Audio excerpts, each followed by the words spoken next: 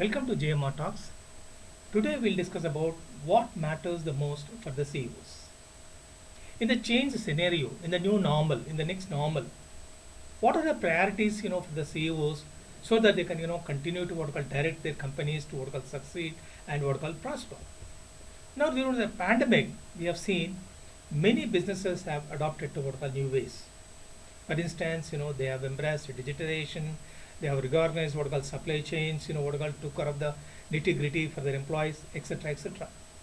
But merely fine tuning their day to day tasks, does it going to help the companies in new normal?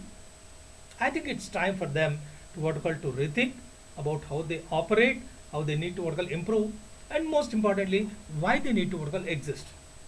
In other words, the CEOs need to step back, take a deep breath, and think of a broader perspective. Now, I keep telling my students that the mantra they need to practice in the current environment is observe, adopt, and improve. Humayun Hatami and Liz Hilton Segal of McKinsey, based on their interaction with the global executives, they have identified five priorities, for the CEOs in the next normal. In fact, they say that most of the executives are going to adopt them as their north star to direct their companies. Let's have a look at them. Number one, take sustainability.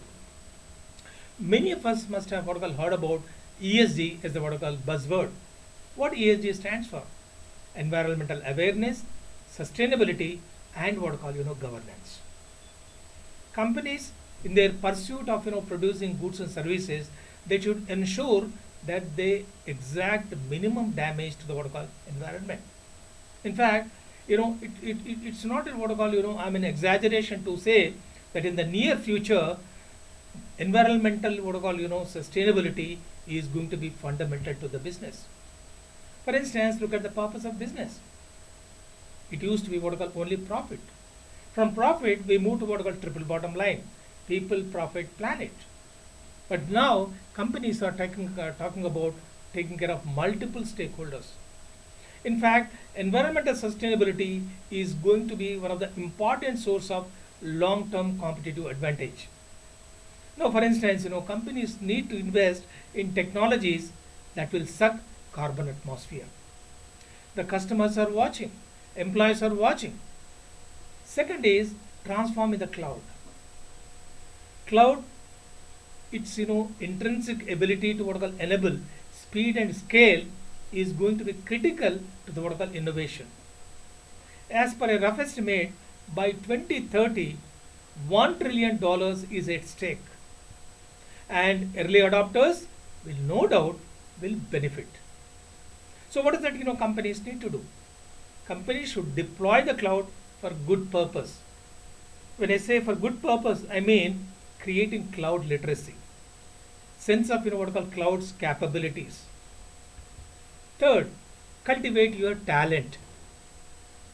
You all know that given the equal accessibility, affordability, and availability of all other resources, it is the talented human resource which alone can produce the required cutting edge to the companies.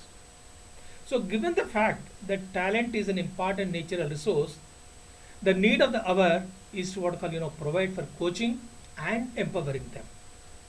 There was a time managers used to simply focus on getting the things done, from control freak to being enabler. But today, the coaching is required. In fact, I say you empower, you encourage, and you energize your people. Like in marketing, from customer satisfaction to delight, we move to customer experience. Today, companies need to focus on creating better employee experience. You take care of your employees, they deliver better results. But when I say this, I'm not saying that only inside out approach. I'm also talking about outside in approach. Probably the need of the hour is to synchronize both inside out and outside in, taking care of employees at the same time trying to understand what our customers require. Now, when we look at the organization of future, They will not be the same as those existed before 2019. They need to be more flexible, less hierarchical, and more what called diverse. The fourth priority, press the need for what called speed. During the pandemic, we have seen many companies in what called they moved very fast in terms of moving their nitty gritty, enabling their employees to to carry in their tasks and all that. Now, in the near future, the priority should be to sustain that speed. We have already adopted speed as one of the what I call parameter. Now the need of the hour is what I call to sustain the speed. In other words, the companies need to what I call anticipate shifts in demand. Focus on outcomes, not the what I call tasks. The speed needs to be embedded into the organization. That means the CEOs in general and managers in particular need to work on what I call culture, commitment, and what I call competency.